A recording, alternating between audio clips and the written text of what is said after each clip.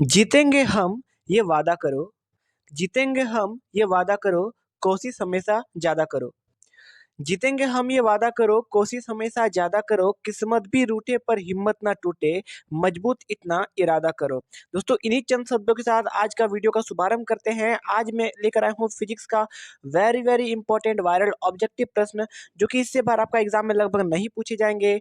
आज के जो जो चैप्टर है उसके बारे में चर्चा करूंगा। इससे पहले अगर आपने अभी तक हमारे इस यूट्यूब चैनल को सब्सक्राइब नहीं करा है तो यार इस चैनल को सब्सक्राइब करके बेल नोटिफिकेशन को जरूर दबा दीजिएगा, ताकि इसके बाद में जो अगला वीडियो अपलोड करूंगा तो सबसे पहले आपको अपडेट मिल जाए। इसके बाद में बहुत सारा वीडियो लाने वाला हूँ गाइस, तो आपका जो है एक भी प्रश्न छूटने वाला नहीं है। अभी 10-15 वीडियो और अपलोड होंगे, टेंशन की कोई गुंजाइश नहीं है, एक भी आपका प्रश्न छूटने वाला नहीं है। तो चलिए शुरू करते हैं आज की इस विशेष वीडियो को, है ना।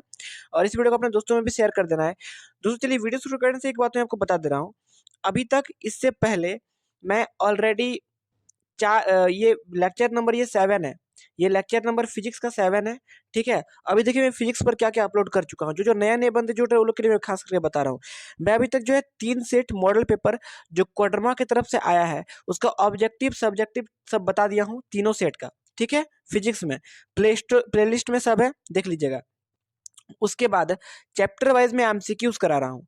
आज का जो ये चैप्टर है वो है एटम्स एंड न्यूक्लियर, जो कि चैप्टर नंबर आपका 12 और 13 है शायद। 12 चैप्टर नंबर 12 और चैप्टर नंबर 13। तो एटम और न्यूक्लियर से जो है हम लोग ऑब्जेक्टिव प्रश्न करेंगे 30-40। और इससे पहले जो है टोटल मैंने अभी तक 11 जो है ऑब्जेक्टिव प्रश्न का चैप्टर को करा दिया, 11 चैप्टर का ऑब्जेक्टिव क्वेश्चन करा दिया हूँ, सब प्लेलिस्ट में है। इसके बाद देखिए अब जो इतना मैं करा दूंगा चैप्टर वाइज पूरा कंप्लीट होने वाला है फिजिक्स। इसके बाद जो है मैं अभी तक का लास्ट 10 ईयर्स प्रीवियस फिजिक्स का क्वेश्चन लेकर आऊंगा। 10 ईयर्स प्रीवियस फिजिक्स का क्वेश्चन, जिसको अगर आप लोग देख लिए ना दोस्तों, तो मैं दावे के साथ बता रहा हूँ कि 35 में आप लोग 35 मार्क्स लेकर के आओगे। बस आपको देखना है, आज ही अपलोड होगा, बस आप लोग देखते रहिए और शेयर करते रहिए, ठीक है, और पढ़ते रहिए। तो चलिए शुरू करते हैं आज के इस विशेष वीडियो को। आप लोग यार शेयर नहीं करते हो वीडियो को, ठीक है, शेयर कर दीजिए और चैनल को सब्सक्राइब कीजिए, फटाफट 25,000 सब्सक्राइबर पहुंचा दीजिए ना। चलिए शुरू करते हैं। तो पहला क्वेश्चन है एटम चैप्टर का, what did Rutherford's alpha particle experiment prove. मतलब इसमें यह बताना है कि रदरफोर्ड का जो अल्फा पार्टिकल है एक्सपेरिमेंट वो क्या प्रूव करता है। तो ये न्यूक्लियस, अल्फा पार्टिकल मतलब न्यूक्लियस, है ना। ऑप्शन नंबर जो डी है वो करेक्ट होगा।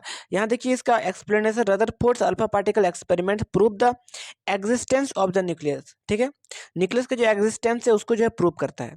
चलिए आगे देखते हैं question number 2, why was Rutherford's atomic model unstable. मतलब रदरफोर्ड का जो एटॉमिक मॉडल है वो अनस्टेबल क्यों है, स्टेबल क्यों नहीं है गाइज, आपको ये बताना है यहाँ पे। तो यहाँ पर चलिए ऑप्शन देखते हैं, electron do not remain in orbit, nuclear will break down, the nucleus repels electron, repel को जो रिपेल करेगा इलेक्ट्रॉन्स को, और जो ऑप्शन नंबर डी है ऑर्बिटिंग इलेक्ट्रॉन्स रेडिएट एनर्जी। तो आंसर क्या होगा, electrons do not remain in orbit, orbit में जो इलेक्ट्रॉन्स वो नहीं रहेगा। चलिए इसका एक्सप्लेनेशन देख लेते हैं। Rutherford's atomic model was unstable because electron do not remain in orbit, orbit में इलेक्ट्रॉन जब रहता ही नहीं है तो वो स्टेबल कैसे होगा। ठीक है, चलिए आगे देखते हैं क्वेश्चन नंबर 3। तो यहाँ पर एक आपका, एक मिनट रुकिएगा, हाँ चलिए, बाल्मर सीरीज, यहाँ देखिए Balmer series lies in which spectrum, मतलब कौन से स्पेक्ट्रम में जो लाइज करता है बाल्मर सीरीज, ये पूछ सकता है, वेरी वेरी इंपॉर्टेंट है। तो ये जो विजिबल विजिबल स्पेक्ट्रम जो है उसमें लाइज करेगा, ऑप्शन नंबर जो बी है वो करेक्ट होगा। चलिए आगे देखते हैं question number 4, according to the classical theory the circular path of electrons is, circular path of electrons जो है वो क्या होते हैं, वो सर्कुलर होते हैं, पैराबोलिक होते हैं, स्पाइरल होते हैं, या फिर स्ट्रेट लाइन में होते हैं। तो वो क्या होगा, स्पाइरल होंगे, हमेशा स्पाइरल होंगे, क्योंकि देखिए इसका ये देखते हैं हमेशा, देखिए according to classical theory the circular path of electrons is always spiral. चलिए क्वेश्चन नंबर 5 देखते हैं, electrons in the atom, electrons in the atom are held to the nucleus.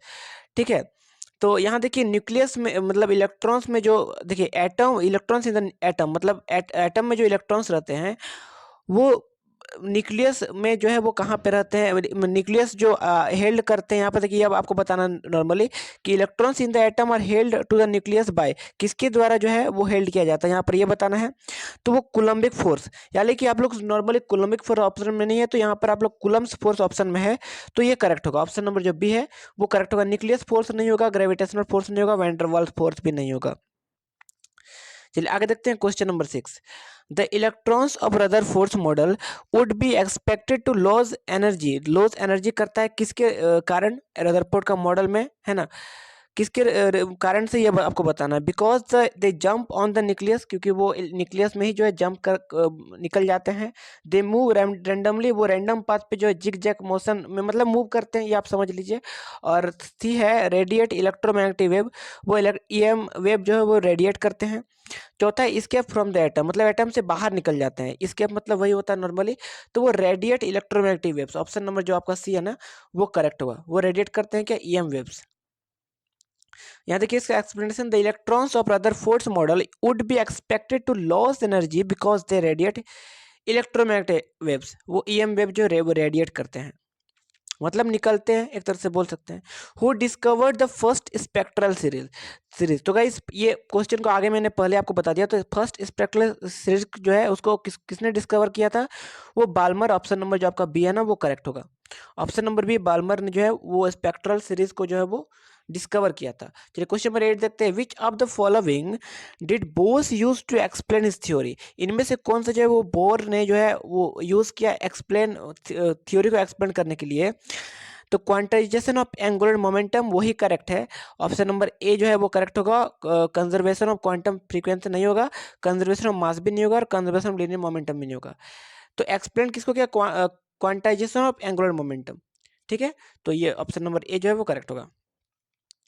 चलिए आगे देखते हैं question number 9। The significant result deduced from Rutherford's scattering experiment is that the whole of the positive charge is concentrated the whole of the positive charge is concentrated at the center of the atom the whole of the positive charge is concentrated at the center of the atom। मतलब atom का जो centre यानी कि mid point जो होता है, वहीं पे जो है पॉजिटिव चार्जेस जो है वो संरक्षित यानी कि कंसंट्रेटेड रहते हैं। पूरे जो जितना भी सारा भी पॉजिटिव चार्जेस रहता है वो वहीं पे रहते हैं। तो वही रदरफोर्ड ने बताया था, ठीक है, अपने स्कैटरिंग एक्सपेरिमेंट में। चलिए आगे देखते हैं। यहाँ पे देखिए इसका एक्सप्लेनेशन भी अच्छे तरीके से देख लेते हैं।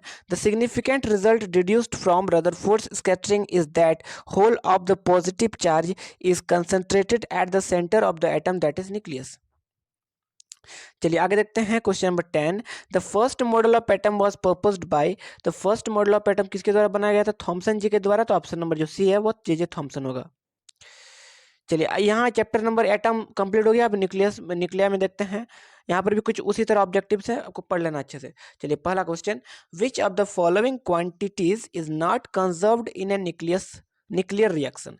इनमें से कौन सा जो है क्वांटिटीज जो है वो नहीं कंजर्व होता है किसमें, न्यूक्लियर रिएक्शन में। तो वो क्या होगा, मास। ऑप्शन नंबर ए जो है वो कंजर्व नहीं रहता है। आगे देखते हैं। A radioactive nucleus emits a beta particle then the parent and daughter nuclei are। Option number इसका क्या होगा, तो आइसोटोन्स होगा, नहीं आइसोटॉप्स, नहीं आइसोमर्स, नहीं आइसोबर्स। ऑप्शन नंबर जो डी है वो करेक्ट होगा, क्योंकि the parents and daughters nucleus are isobar. Isobars जो कोई हम लोग क्या बोलते हैं, पेरेंट एंड डॉटर न्यूक्लियस। चलिए क्वेश्चन नंबर 3 देखते हैं। An electron emitted in beta radiation originates from, कहाँ से ओरिजिनेट होता है, free electrons exiting in the nucleus, inner orbits of an atom, photon escaping from the nucleus, या फिर decay of the neutron in the nuclei. तो answer क्या होगा, option number जो सी है वो करेक्ट। चलिए आगे देखते हैं क्वेश्चन नंबर 4, है ना, 4 की तरफ। The light energy emitted by a star is due to, किसके द्वारा होता है emit, joining of nucleus. Option number जो आपका ए है, ऑप्शन नंबर ए है वो करेक्ट होगा, क्योंकि the light energy emitted by a star is due to the joining of nuclei. Option number जो आपका ए है वो करेक्ट होगा। चलिए क्वेश्चन नंबर 5 देखते हैं। In nuclear reactions there is a conservation of, nuclear reaction में क्या होता है, there is a conservation of only momentum. Option number जो डी है वो करेक्ट होगा। ये कंजर्वेशन ऑफ मोमेंटम पे जो बेस्ड होता है न्यूक्लियर रिएक्शंस, तो वो करेक्ट होगा। चलिए क्वेश्चन नंबर 6 देखते हैं। Which of the following are not emitted by radioactive substances.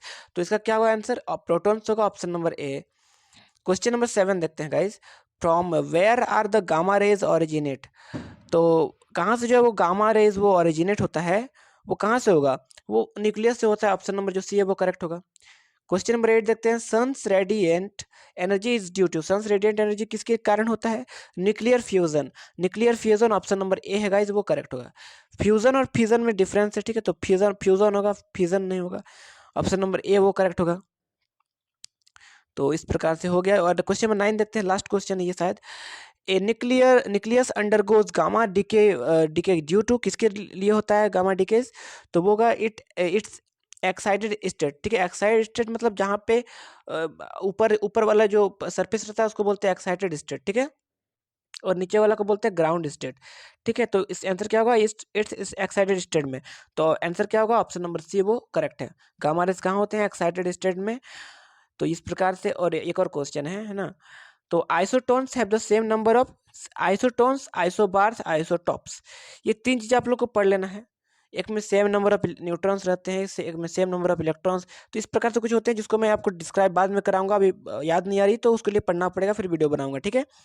तो यहाँ देखिए, isotones have the same number of neutrons, option number जो आपका सी है वो करेक्ट होगा। सेम नंबर ऑफ न्यूट्रॉन्स को ही क्या बोलते हैं, आइसोटोन्स। तो इसके बाद जो है अब वीडियो आने वाली है लास्ट 10 ईयर्स, उसके लिए रेडी रहें, इस चैनल को सब्सक्राइब रखें, अपने दोस्तों को शेयर करें और बताएं कैसा लगा वीडियो, है ना। मिलते हैं एक नए वीडियो से, तब तक के लिए बाय एंड टेक केयर दोस्तों।